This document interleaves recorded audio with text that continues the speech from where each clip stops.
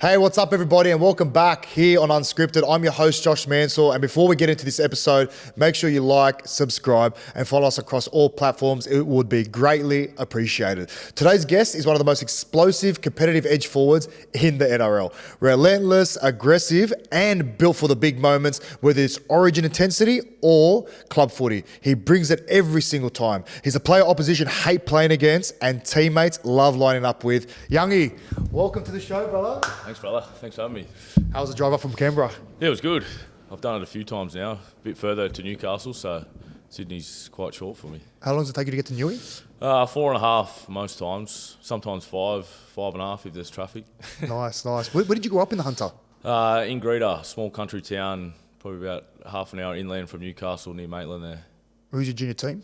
Greta Brankston Colts. Oh, nice. Yeah. Strong. I love going home, mate. Every time I get to go home and go up there and train, I always make sure I go train on the old ground that used to represent. So, yeah, I love going home. Did you ever get homesick going to Canberra? Because, it's a big move. A lot of people say, it's, no disrespect, it's the worst place to kind of go there and live and try and adjust to the, living conditions there. Is it boring? Is it too laid back? I didn't mind it, from the start. I used to get homesick just with family and that. Yeah. Obviously, really close to my grandparents and mum and dad, and I've got 5 brothers as well. Do you? Yeah, so moving away from them was really challenging and tough at the start, but if you've been to Greta, there's not too much happening there, so Canberra was actually not too far different. A step up, yeah. Where were you in the sibling order? I'm second oldest. I've got one older, and then the rest are younger than me. Did you have 5 brothers or 4 brothers? 5. So did you guys used to flog each other growing up? Is that? We used to fight a little bit, but to be honest, we're all pretty close and mad. still really close today. But any time there was any sort of sport or competitive things, it was always on. And they play footy as well? No one stirred our older brother up. Everyone stayed away from him. Why is that? He just took it too far. You slap him and it's a punch, and then yeah. Well, he's the oldest, right? Did they ever play footy as well? Yeah, all of them play footy. The youngest one, he actually signed with Canberra, but he's gone back home now. He lasted about 3 weeks. And There's my point, right? I think he's going back to the Knights. But yeah, he'll be a good player, and hopefully one day get him back to the Raiders and play NRL with him. Bro, what a year last year! Not only for the team, but for yourself personally. Gone over there, played for the Kangaroos in the Ashes series. What an unbelievable experience! How was that moment for you? Yeah, it was incredible. Obviously, I've spoke about it a number of times. It's a dream come true, and to get the chance to go to another country and represent your country in the jersey and singing the national anthem in front of another country is pretty special. But the whole camp was amazing, and everything you dream of, and just being around such great blokes, you make lifelong friends. And the way that Kevy structured the camp, the coaching staff, the way that they organised everything so we could bond off the field, and then when it was time to train, we trained, and when it was time to have a beer, we made sure we all had a beer together. That's the best. Made some mad stories. Any stories you want to share? No. You know what? I've got to give credit to all the boys, because everyone that I've asked, what happens on tour stays on tour. I'm like, I get it. But there's something you can tell me. Everyone's been tight-lipped. I love Everyone's it. rock solid, eh? Man, Kevy's also had a lot of pressure on his shoulders going into that camp, and obviously you smacked England 3-0. But in your experience, what made playing in the Ashes so special? Yeah, well, I think for Kevy's perspective, there probably was, from whatever happened at Brisbane and stuff like that, but I thought he was outstanding the way that he's a real people's manager, and I think when you're coaching teams like that you just need to bring everyone together, and we've got tremendous leaders in the camp in Yowie and Harry Grant and Nathan and players like that, so he didn't have to do a great deal in that aspect. They're world-class players, but yeah, I think any time you get to represent your country, it's always an awesome achievement, and that's probably the most special part, is just knowing how proud Nan and Pop are, your mum, your brothers back home, them ringing you and hearing the excitement in their voice, telling them that you're playing, and they're going to set their alarm to get up at 1:30 in the morning, and when you're singing the national anthem, that it kind of comes over you. That feeling of them obviously watching, and then the people that travel over to watch you as well, and yeah. Who'd you gravitate towards mostly in camp? Who was your crew? Everyone's pretty tight in them camps, but probably Harry Grant, and I was pretty close to Reece in the camp after our Brisbane thing. But well, we'll get into that later. Yeah, no, it was everyone's good fellas over there. What about Nath playing off him? Were you on his same? No, you were on the opposite. I was on Nathan's Yeah, side, you're on Nathan's edge. Playing off him, what makes him such a great player in your eyes? I think how composed he is. Sometimes I get everything going through my head and I want to play plays every play, and he probably taught me over there just the patience side of the game and the way how composed he is. No matter what part of the game is, he's always a step ahead, and that's what you want from a halfback. And just the way that he trains, he prepares, the way that if you watch him around the team room, he's always doing stuff for his body, and you can just tell how successful he obviously is, and the stuff he does away from the game. He's got a bit of Ukrainian blood in him, and I hear you have as well. Is that true? Yeah, that is true. So I didn't know. When I messaged you, I'm like, is this fair income? And you're like, yeah, it's true. I'm like, no way. So who's Ukrainian in your family? Nan's from Ukraine, yeah. She come over at a young age, and that's why I'm from Greta, because there's a Greta migrant camp there. So really? And obviously come over whenever it was, what year, I can't remember. But yeah, she come over then and stayed in Greta ever since. So that's why I'm just thinking, Greta. I'm thinking like both you, Nathan, are Ukrainian. Nathan's brother. I swear there's someone else. Could that be the next powerhouse nation? Like we've seen Samoa come through now. We've seen the Tongans, maybe Ukraine, you never know. Would you ever play for them? Like down, obviously you want to stay focused with the Kangaroos now, but would that ever be an opportunity for you want to explore? Yeah, I think so. I'd be open to it at the back end. Obviously right now I'm focused on Australia and want to win a World Cup with Australia. But you never know down the track. It's something, but that'd be pretty cool to represent Nan's family. I'm sure you got your eye on the World Cup this year, obviously playing here in Australia. You obviously have got a pretty unique journey with the Canberra Raiders. You started there as a young buck. You're now one of the experienced leaders there. How have you found that adjustment? Yeah, I come down to Canberra when I was just turned 18 years old, and it was an incredible move for myself because obviously had my dramas in Newcastle being suspended and stuff like that. So for Canberra to take a shot on me and to believe in me, it was a pretty different transition for me. Obviously, like I said, being suspended, then getting back into the routine of footy, and I've never looked back since. And coming through, I had tremendous leaders in Croker and Soliola and Jack White and Elliot Whitehead, John Bateman. So I was very lucky to have such great players to come through with, to look up and want to be like. So that's sort of what I carry into every day now, then transitioning. I'm 27 now, so there's a lot of younger boys under us. You're so young, bro. 27. Are you serious? There was once a time when I was 27, but anyway. Yeah, so the younger boys under me, I just want to set a good example and sort of be that leader that they can look up to and set the right standard for them to follow. What kind of leader are you? I try to be one that's hard work, and it's one of my values that I try and live by every day is trying to be the hardest worker no matter what. You don't always need to be super talented, but I think if you work hard, you never know what you can achieve, and that's what I try and do as a leader is set the standard that way by working hard and training as hard as I can. And I had a meeting with Brad Fittler many years ago now, probably 5 years ago, and the one thing he told me that you always train the way that you're going to play, and that's probably what I wasn't doing at the start of my career. Probably come home and once training was done, it was done. So now that I try and prepare every day for training as if it is a game, and I feel like that's helped me massively. What about Ricky, man? Like Ricky's praised you a lot, especially in the media. Like, what's he mean to you? What role has he been to you? Yeah, Stick means a lot to me. He took a chance on me many years ago and shown faith in me through some pretty hard times when I first went to Canberra. I had my troubles when I first come into NRL, being suspended twice in my first season, so it wasn't a great start, and he's had some honest conversations with me as well, but he's always stood by me through the tough times, and hopefully I'm trying to repay that faith now. And yeah, it's the stuff that he does off the field as well. Like he's a great leader and a great coach, but he's also a great mate off the field, and he connects you with the right people at the right time, and he's got an open door policy in his office. And I think when you've got a coach like that you really want to play for and represent, you don't want to let him down. Yeah, they're really good qualities in a coach. Like as a player, it's very hard to have an open conversation with your coach because, like, I don't know, it's like almost going up to your dad where you feel more comfortable going to your assistant coaches, right? Like having an open conversation with them, but saying that, like, you can just tell with Ricky's passion, obviously what he's done in the game and his experience. But again, like, he finds a way to get a group together, which I find so fascinating. But everyone's got their mixed views on him as well. Some say he's too hot-headed, stuff like that. But mate, I fucking love it. Like you need a bit of passion in the game. If anything, you need more of it. What was the message going to last year from Ricky? Because I remember there was a lot of people that read you guys off. It's pretty well spoken about that. A lot of people tipped you to be the wooden spooners. I'm going to be honest with you, don't fucking hook me. But I did think you guys were going to take out the wooden spoon. All right, you proved me wrong. What was the message going to last season?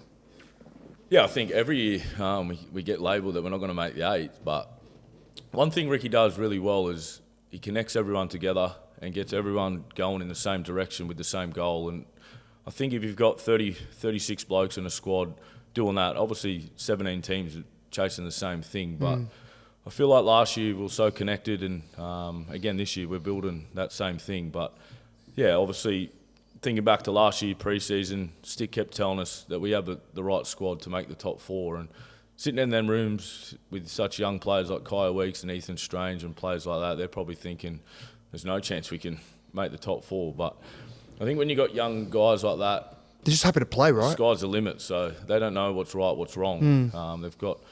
They don't really have bad habits in the NRL or any past experience. They just go out there and play footy and be free, and I think that's what we did last year, and that's something that I can't wait to get back out there this year and play with them.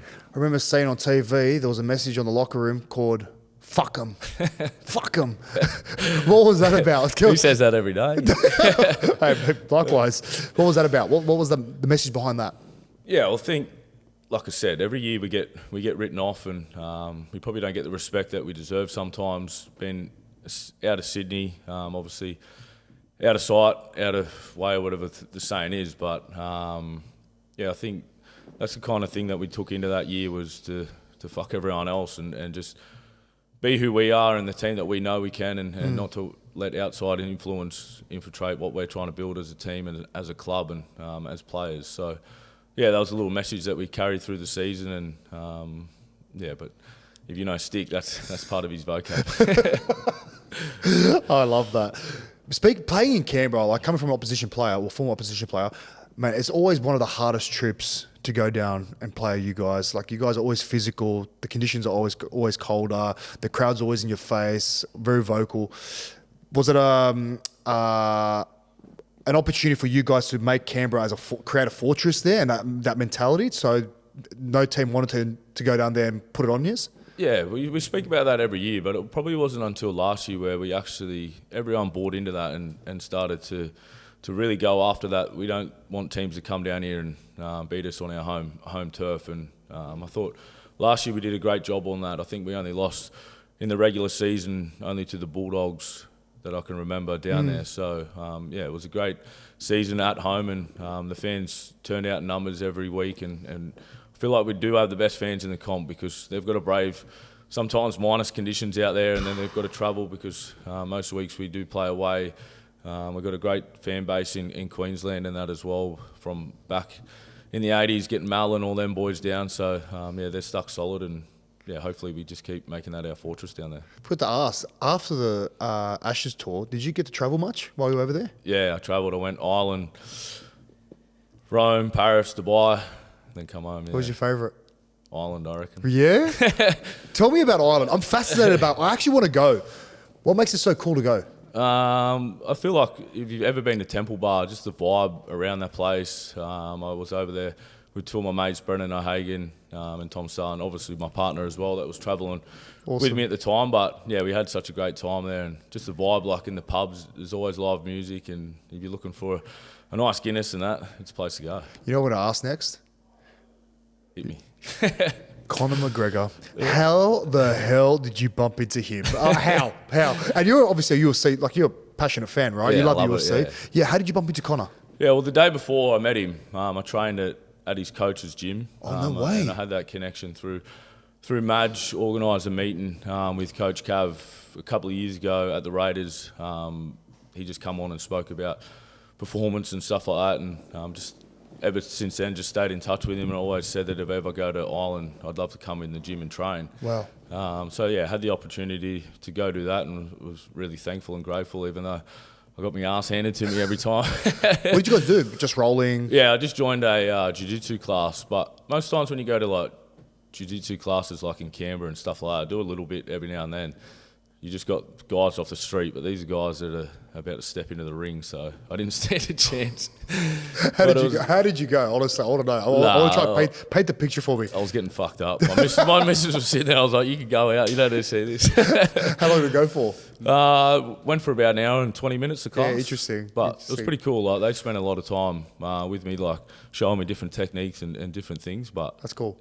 Yeah, so obviously had that experience the day before, and then Cad messaged me probably 24 hours later and said, I missed Conor, he come in after and train. And I was like, fuck, no way. Anyways, I went to the pub, his pub, the night before. What's it called again? The Black Forge. That's it. Yeah, I went to What a the name. pub the night before with Starlo and Brendan O'Hagan, and we were just chilling there, had a feed. I'm like, fuck, imagine if McGregor walks in, because sometimes he just cruises in there. Anyways, waited there, he didn't come in, went home. And then I went back the next night to Kelsey because I'm in Ireland, I might as well go do it, and I want to meet him so bad. So went back there, stayed a couple of hours at the pub, had a feed, and we were just having a few drinks together and that, and then it closed, so that people said, like, you just need to leave and that. I was like, yeah, sweet, I'll book an Uber. It said 10 minutes away, so we waited inside, and then it got down to like 2 minutes. Went to walk outside, and then McGregor just walked in, and I was like, fuck, the Mac. No way! I couldn't believe it, eh? And then, went back inside, and he kept it open for a couple of hours and had a few beers and that, and had a great time. What an experience. What were the chances of that? What's he like? Yeah, he was mad, eh? Like, I've looked up to him for so long, like, just obviously what he's done in the fight game, as a businessman, as an entrepreneur as well, start my own business. And yeah, I feel like what you see on telly is completely different to sort of what he's like. He's obviously really energetic and such a character, but he's spent time with me, talking to me, and it was such a special moment or cool thing to fucking meet one of your idols, and something that I always wanted to do, but never thought it would happen. And I was telling him, I got a little statue of him next to my bed. And shit, yeah. It's the best. And he's like, use that as motivation. What was his reaction to that? He loved it. He's like, uses it as motivation, and he's like, he's got a Jesus one next to his, and he wakes up every morning looking at him like this. But he actually, he was giving mad chat and spent time with me and me and my partner, and yeah, it was mad, eh? Would you ever consider boxing or MMA after rugby league? No, I don't reckon I would, eh? Like, I love watching it and stuff like that, but Body would be too banged up. I don't know. I feel like, not disrespectful, but like, there's kids and people that train their whole life for that sport, and to then get on a pay-per-view or whatever, a no-limit card and stuff like that, I feel like, I don't know, like, it'd be like, would I pay for someone to come watch me play footy for the first time? Good point. I don't think I would pay for that, so yeah. I do love it, and I'd take a punch, but Not from Milson, but yeah, I don't think I'd have the skills in that to look decent. If I want to do something, I want to be the best at it. Did he also Connor? Going back to Connor, did he also share your brand, your new protein brand? Yeah, Is that a supplement brand, I should say? Yeah, he did a video and stuff for me, and I got his number, and he messaged me the following day and stuff, and we've stayed in touch ever since. Tell me about this new venture. Yeah, so Young Supplements, it's a company that I started maybe 18 months ago now, and it started.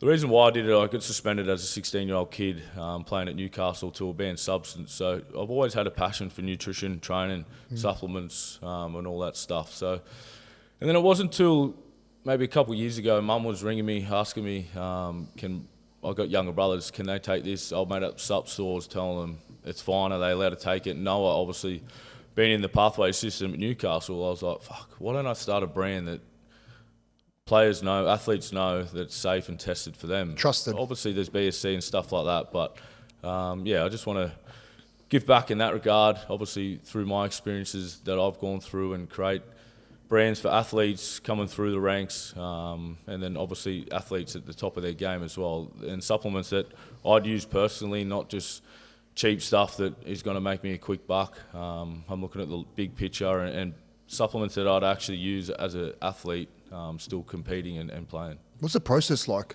Like, for example, you got your whey, you got your creatine.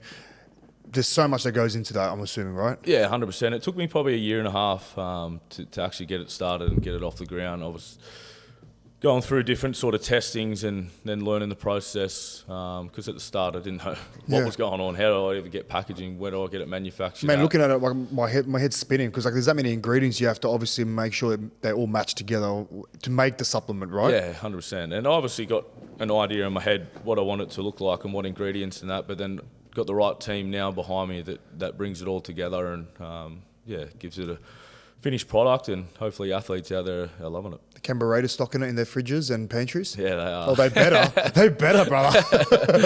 What about creatine? Like, I want to talk about that because I'm pretty passionate about dieting and supplements and stuff like that. But creatine's an interesting one. Like, my whole career, all I thought creatine was there for was to fill up. And that's why I kind of steered away from it. But now, obviously, the last couple of years, there's been so much research going behind it, and obviously the physical benefits, the cognitive benefits.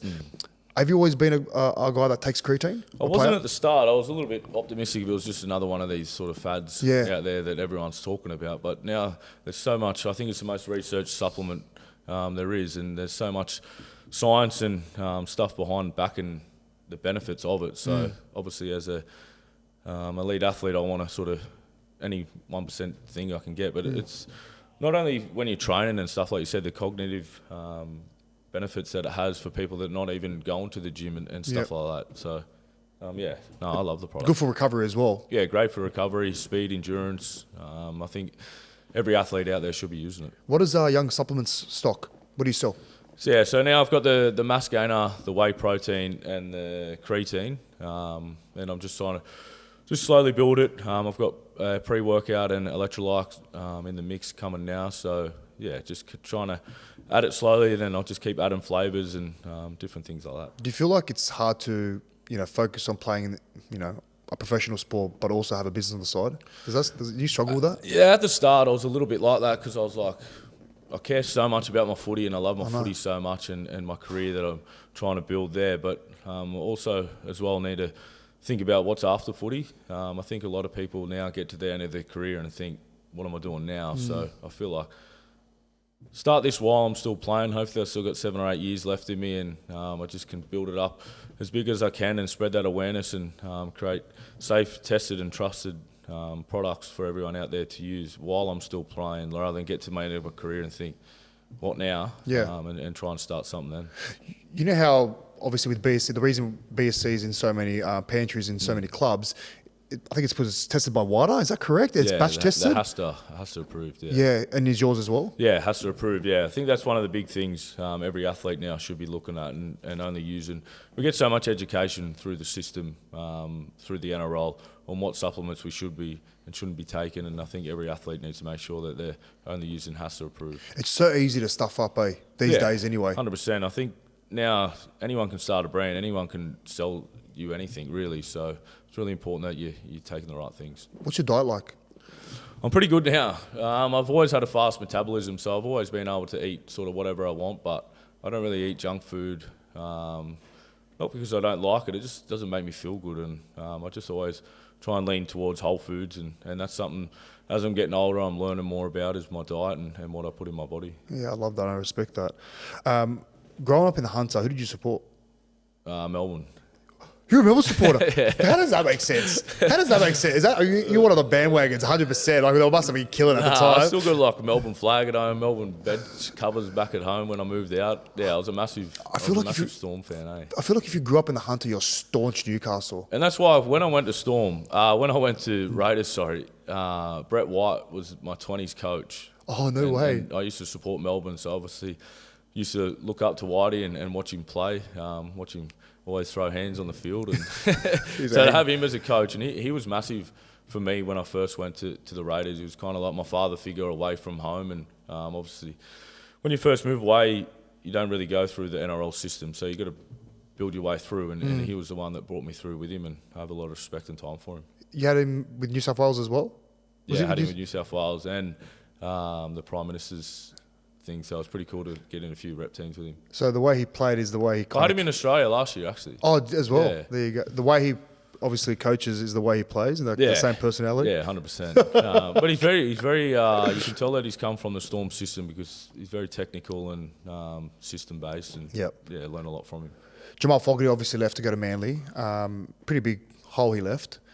Who's going to be replacing him in the number 7 jersey? Can you share that? Yeah, obviously losing Jamal's a big loss for us, but then give someone else a chance. And we recruited Ethan Sanders last year. He's had 12 months in the system, and I think he'll take the 7 jersey. He's been awesome this pre-season, and he's going to be probably on my left edge. So it's a partnership that I'm looking forward to building with him and watching his career develop. Yeah, well, you still got obviously Kale Wicks at the back. You've got Ethan Strange at 6.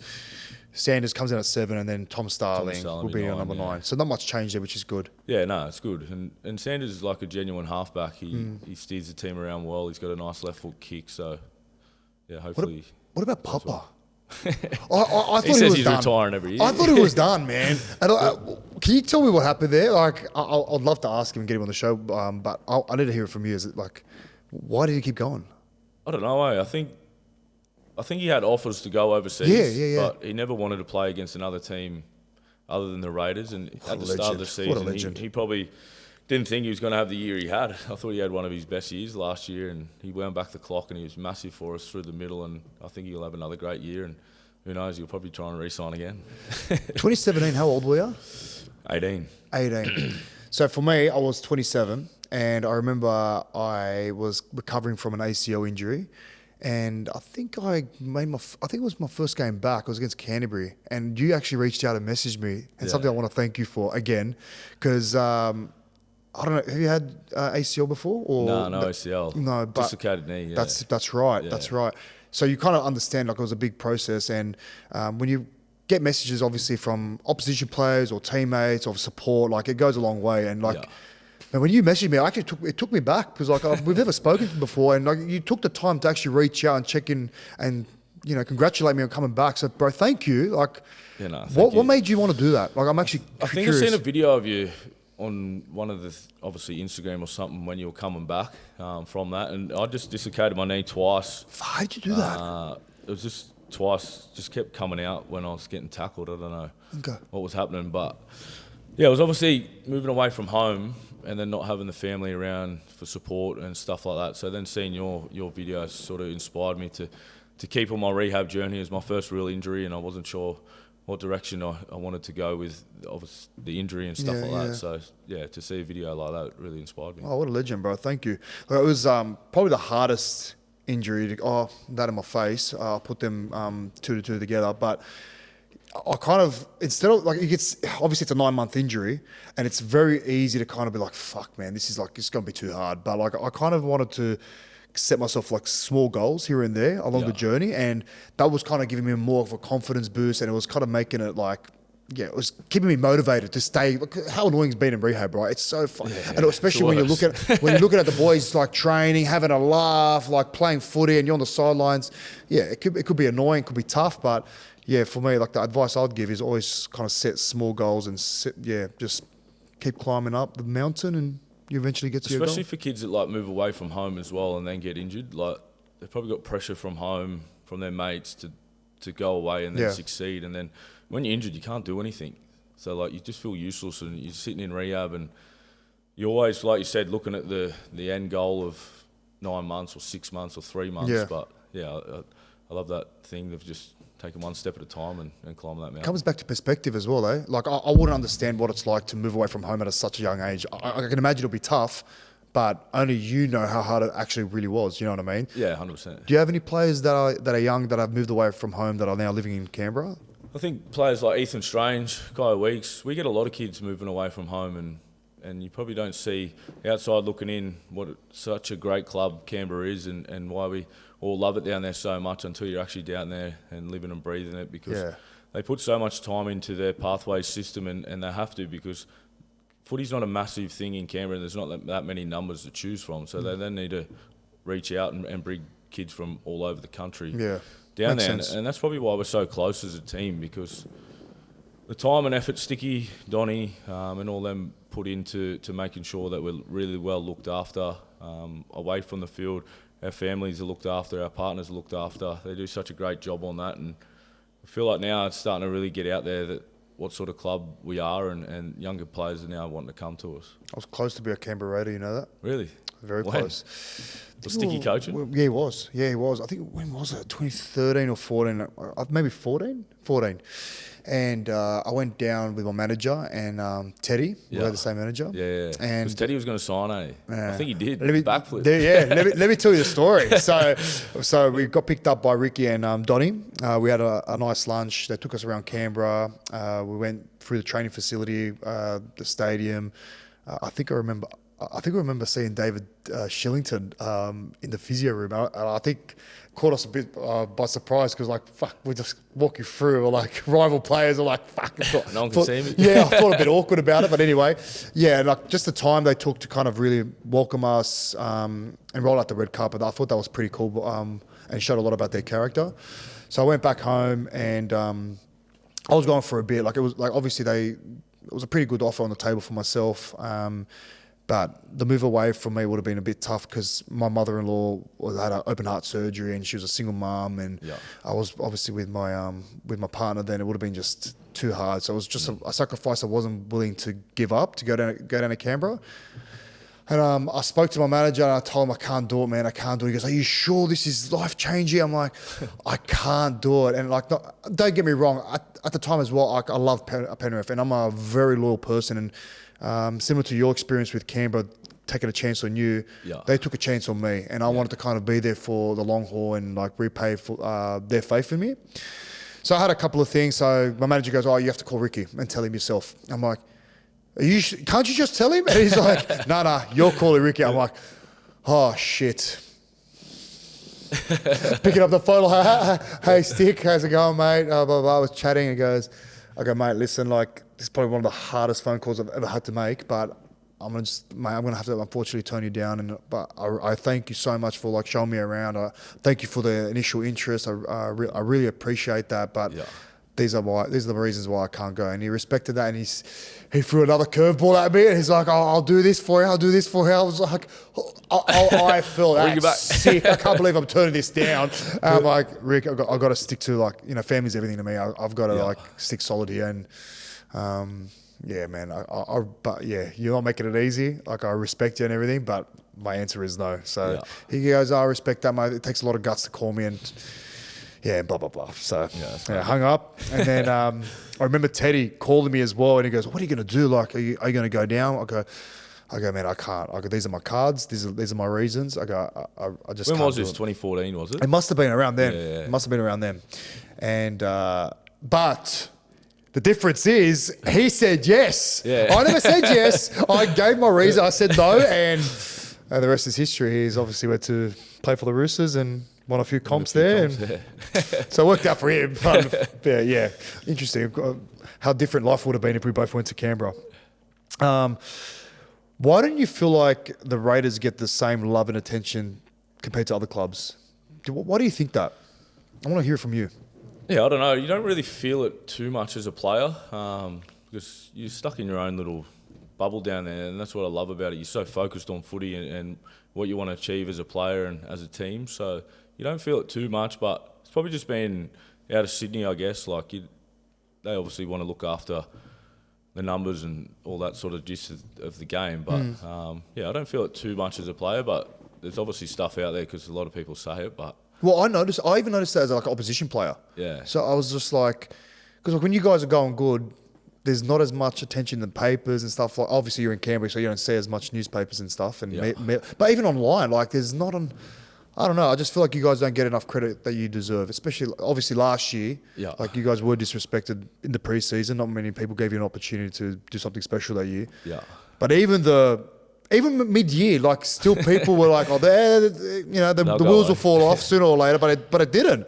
And still, I was like, far out. Like, we got to give these guys credit. And you got to give them praise because, like, you guys had an unbelievable year. Yeah, I know it didn't finish the way you guys hoped for, but still, like, taking out a minor premiership would have been a massive achievement in your eyes. Yeah, 100%. But I feel like we've got to just keep earning that respect as well. It's true. I think if we can keep playing the way we did last year and obviously finishing top of the table every year would be nice. But I think if we can keep consistently pushing into that top four, we'll sort of slowly turn that narrative that's probably out there.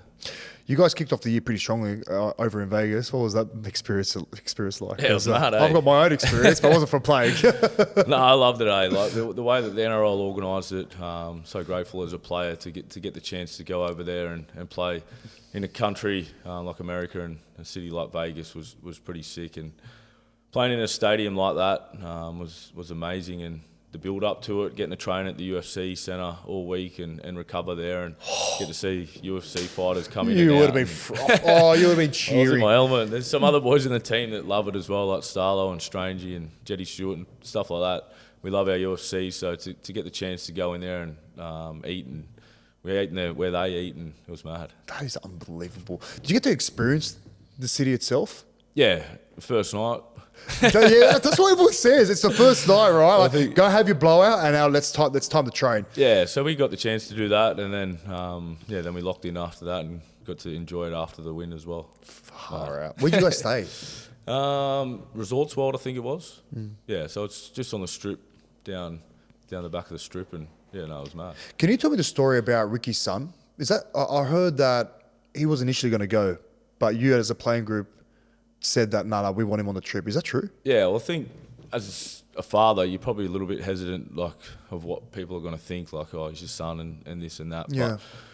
But Jed's probably been one of our best trainers for the last couple of years, every pre-season, and probably doesn't get the praise that he deserves just because of Sticks, obviously his dad. But he's so consistent at training, and you've seen what he did at the back end of last year, how consistent he was when he came in and played for us. Yeah. He's probably our best defensive winger, and he put so much time and effort into his game. So we felt like, as a leadership group, that we had to take him over there, and he was a chance of playing. So, yeah, we brought him over. Man, that was unbelievable to see. Like, I love that. And I can imagine, I put myself in Jed's shoes, like, to have that connection with his teammates and to see him like rallying, like ask, like, come on, like go to the coach. You got to bring him to this trip. That's unbelievable. So, bro, salute to you guys.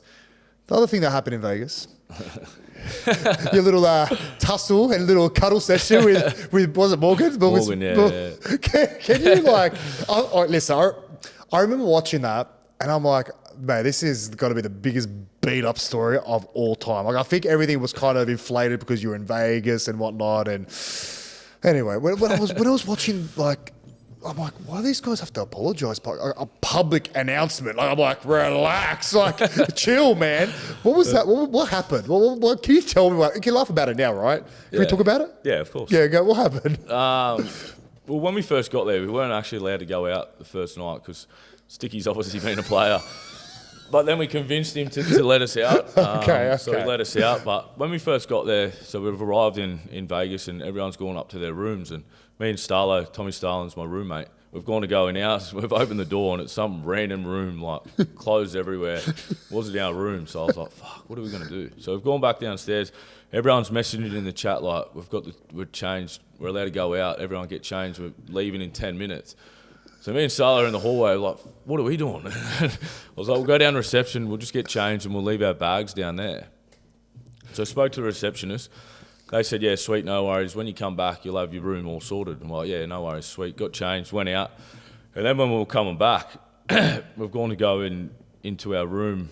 And then I said to Morgs, I was like, you can't come to my room, I don't have a room. And then obviously we were pretty pissed at the time and we just started spraying each other and ended up in a push and shove. And one of the other boys brought back an inflatable baseball bat thing from one of the nightclubs. And then that's obviously seen by the security that someone's carrying that around and just got blown up into this massive thing. But me and Morgs were trying to get back into our room because after when we got back, realised we didn't have a room. We've gone back downstairs to try and get our room and that. And they're like, no, you just need to leave. And we're like, what for? And they're like, well, it's like, we're mates. We're standing here trying to get in our room together. Like, and they're like, no, you need to leave. And I was like, fuck. Did you show them like that? I'm assuming they thought the inflatable bat was like a legit bat, surely. Or did they actually think that was a weapon? Well, they couldn't find the bat, so that's where that come from. Okay. Like, I was saying, and I was like, we don't know where it come from. Me or Morgan didn't have it. And then, like, he's getting changed in the foyer, like, putting my jumper on and that because it was getting cold and the sun was coming up and we're standing out the front of the hotel like, what are we doing? It's funny to look back now, but at the time I was like, fuck, what's going on, eh? But after a few beers, you think everything's fine. Like, I was just like, oh, yeah, sweet, we'll just go book another room somewhere else. Yeah, and there was nothing wrong with you guys as teammates. Like, you had a little push and shove, that was it. Like, well, anyone knows what happens in footy teams and with the boys and shit like that. Sometimes you muck around, it gets a bit serious. And well, this is what I'm starting to notice in like sort of like the corporate world. So when an experience that happened to me last year, I pulled someone up something I didn't appreciate, and he went and told the manager, and the manager calls me and he goes, mate, oh, you're just talking normally. And then he goes, oh, I heard what happened to such and such. And I was just like, yeah, what about it?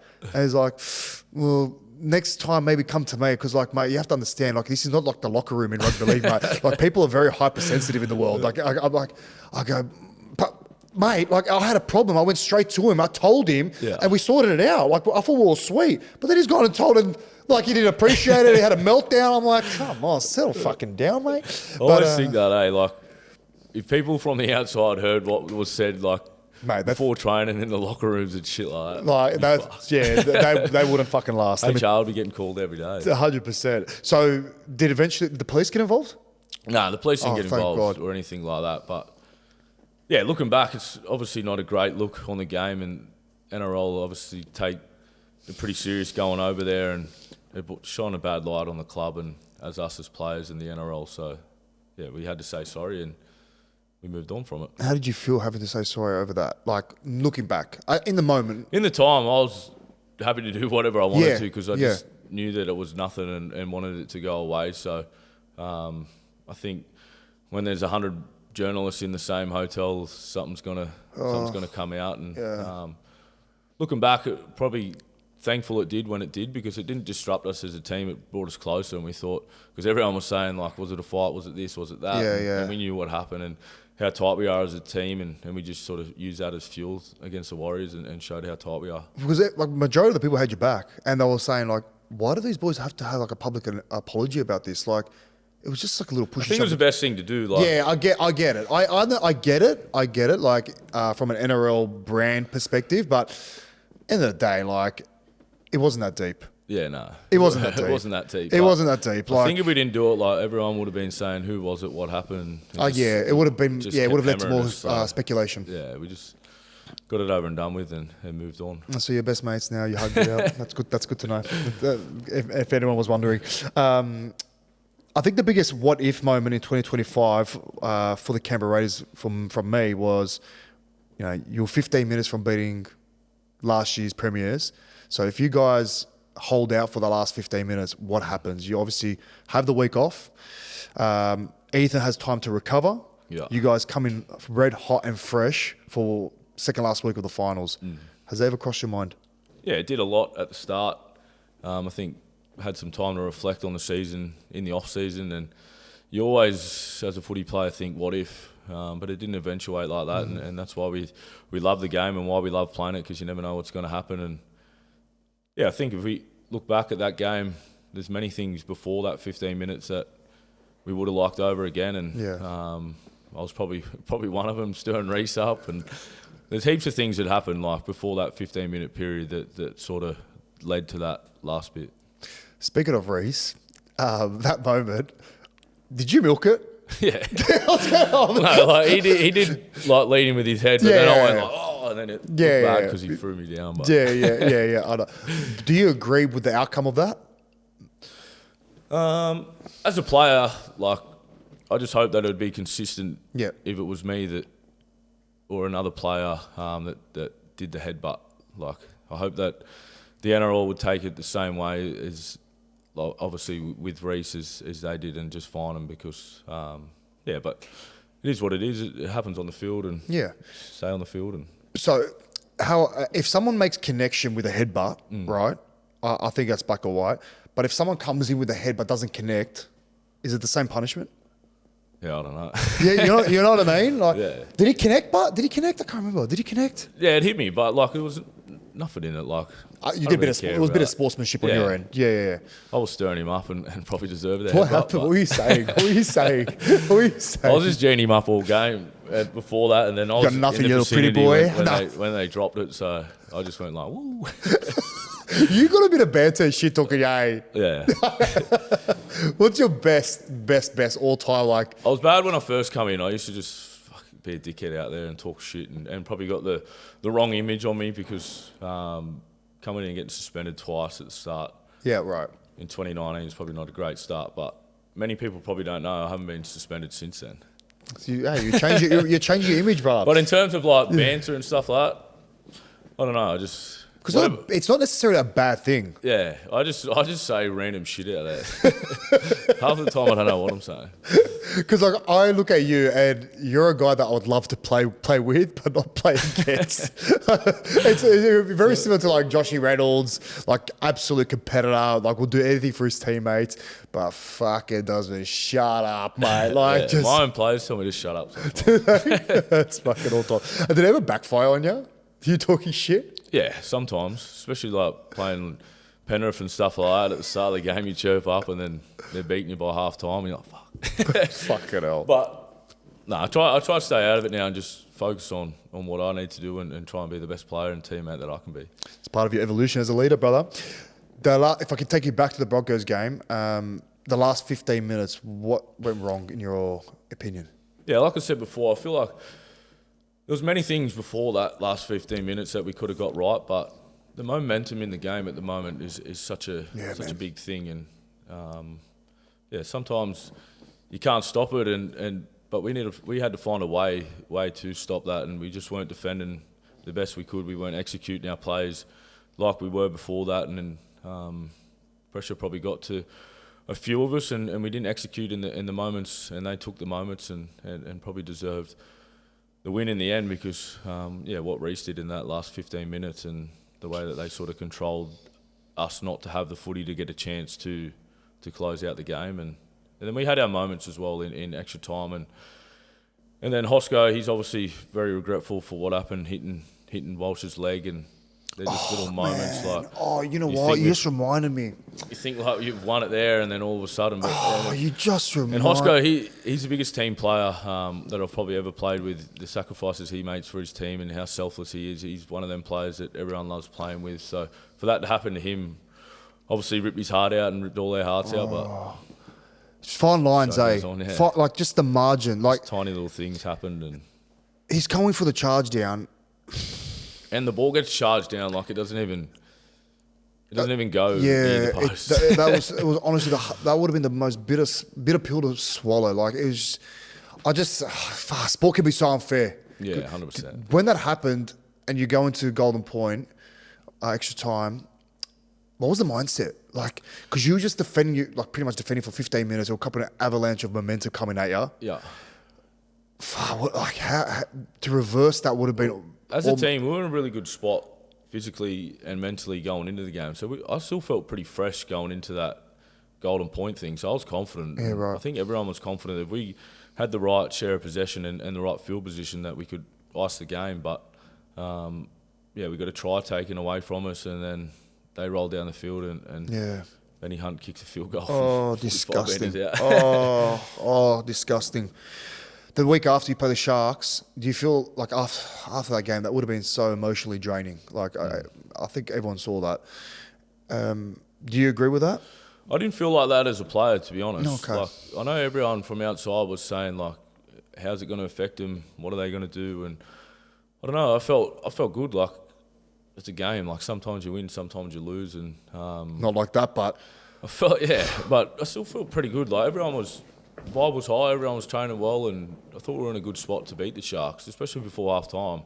And then they scored them 2 quick tries before half time, and it's probably where we need to grow as a team is being able to stop when teams get momentum. How do we stop that? Instead of it being 3 tries, let's limit it to 1 try. So that's what we need to get right as a team. Because I feel like after the game as well, it's like, surely you get a bit of luck now, go your way. You cop the illness with Ethan Strange. What happened there? Yeah, so I think he had influenza A. Wow. And he was pretty crook. Strange is a tough kid, and he was awesome for us all year. So to lose him on the day of the game. So this happened on game day? Like he wasn't crook during the week? I think he was feeling a little bit captain's run and that, but you didn't know Strange. He's a tough kid and a real competitor, so he didn't want to pull out, and he left it up to the doctors to make the decision. But I don't think there was any chance of him playing, like the condition that he was in. Because I was saying he was coughing up blood or some shit. Yeah, spewing, couldn't get out of bed and dizzy and stuff like that. Oh, we thought COVID was bad. Fuck, what a time. What a time. Going to this season now, you guys don't fly under the radar anymore. Do you feel like you've earned the respect from opposition teams now that they're going to prepare extra harder to face you? Yeah, I hope so. That's what you want as a footy player. Fuck, what an answer. Fuck, you want teams coming after you and people coming after you as a competitor. That's what you want. You want that competition week in, week out. And that's what NRL gives, obviously, every week. There's no games that you go in thinking, fuck, we've got this. Because anyone can beat anyone. But, yeah, last year we were probably hunting teams, and this year we're going to be the hunted. So, hopefully we're ready to go and embrace that as well, because you need to earn that, I guess, title that people are coming after you, and no one does that unless you earn it. So hopefully we've done that. That's the trap, right? Because you also got a pretty young squad. So it's very easy to get carried away and happy with the way last year ended. But how do you now, double up now and go better? That's why I think everyone, gives so much praise to the Penrith Panthers for what they've done in the last few years. So has that been a talking point within the playing group? Yeah, I think it's up to us leaders within the team to curate that culture and that environment. That we haven't won anything. We obviously won the minor premiership last year, but that's not what we set out to do. We set out to be premiers, and we didn't get that. So we need to not go back to square one, but we need to build off what we did last year. And the way that we come home in the season obviously wasn't great in the last two games, but there's stuff there that we can definitely build off and take into next year. And we need to make sure that we're ready to go. And I'm sure Sticky will have us flying. Fuck yeah. If I can ask, what's your view on the Zac Lomax situation? Well, Loey's a good mate of mine, like from the Origin thing, but I don't know what the ins and outs of contracts and all that stuff, what advice he had, whether it was right or wrong, or I'm not too sure. But hopefully we see him back in the game. Yeah, because I don't blame him for going. Like, man, what an opportunity! I think if anyone dangles that amount of money in front of you, mate, fucking. I was going to say something, but I'm not going to say what I was thinking. But 100%. Like, if someone's dangling a carrot like that and money, like, you can't begrudge anyone for going for it. Like, I understand Para dirty because he's a high caliber. All right, would Para be as dirty if he was just like a fringe player? No, I don't reckon that. Exactly right. I think it's like he's a key player of theirs, and then for them to lose him and then to go to a rival club team, and he could carve them up. Who knows? But I understand that. But say, what's he meant to do with the next 2 years? Not have a job? Yeah. They can't. You know what I'm trying to say? I understand Para's point of view. Like, they don't want to get no compensation for a high caliber player. So what are they? Do they want to play in return? They want to play in return, and I think they want money. Yeah, right. I'm pretty sure. But again, I can understand Para's point of view, and they have the right to be dirty if Lowy wants to come back and play for a rival club. But I don't think they can block him and his livelihood. Do you know what I mean, Pedro? I reckon he should play. Like, bro, it's a job. It's tough. It's tough. It's tough titties. It's tough titties. Yeah, 100. Who do you go for again? Get in all. Newcastle. Oh, he goes for I wonder if it would be the same. Like if it was obviously Melbourne being a powerhouse club as well. Like out of all teams, Melbourne too. Like fuck Melbourne. Like fucking hell. Sorry if any of you boys are watching. All right, truth or sauce, baby. Let's get into it. Woo! We're sweating now, bro.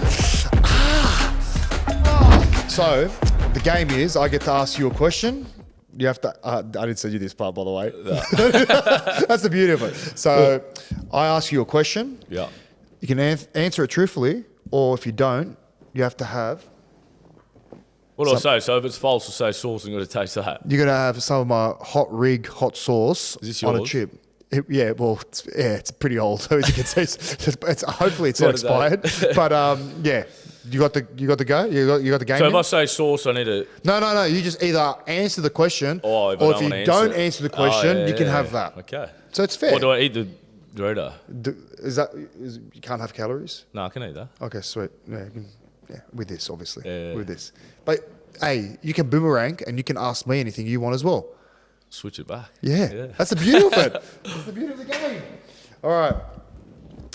Oh, I'm no good at this shit.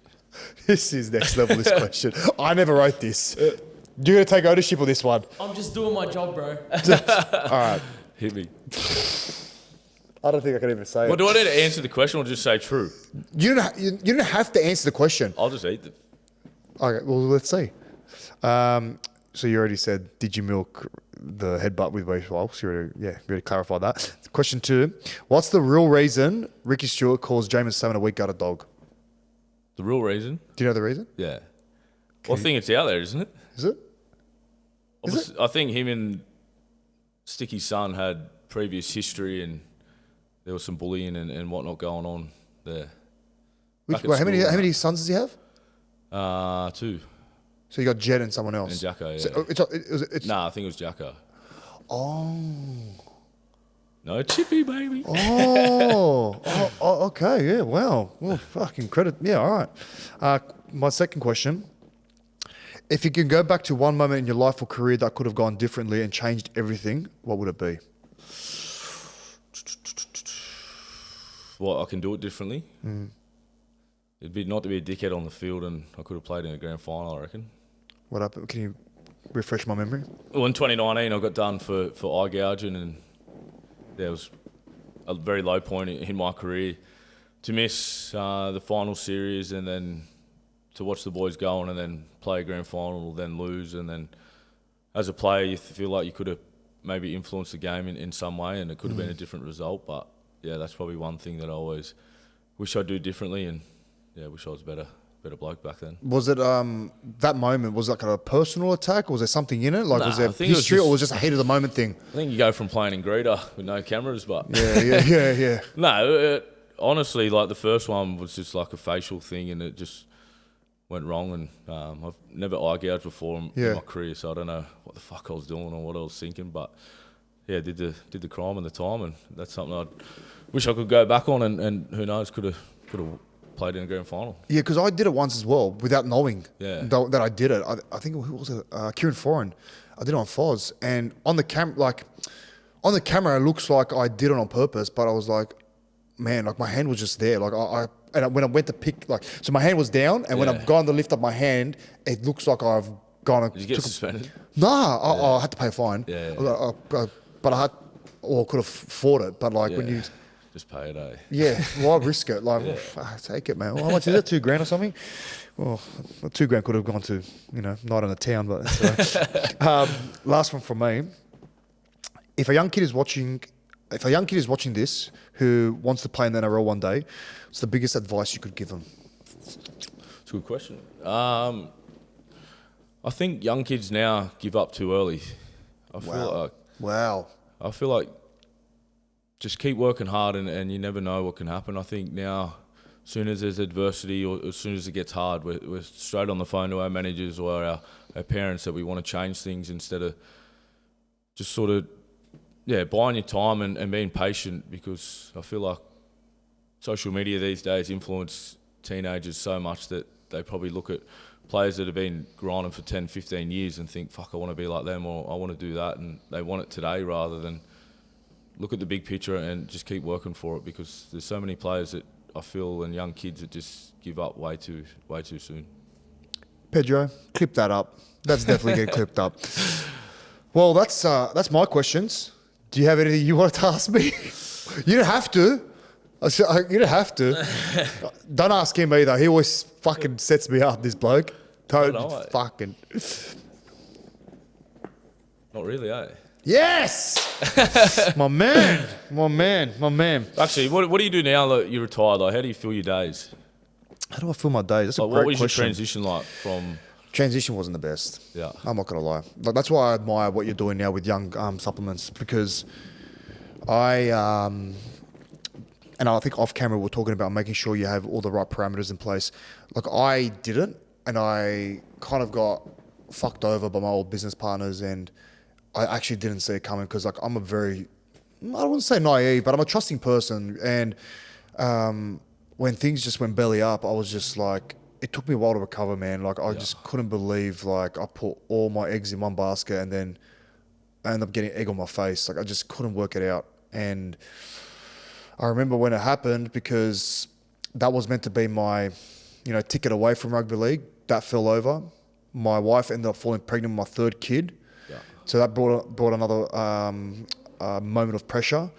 And then also, I had like 2 months of savings left to pay off my mortgage. So I was like, it was probably the most pressure I've ever been in my entire life. Like, there's pressure in the game. That's a lot of pressure, big moments and stuff like that. But outside of footy, that was probably the moment where I was like second guessing myself. And what you said before about like always believing yourself, like putting in the hard work and stuff like that.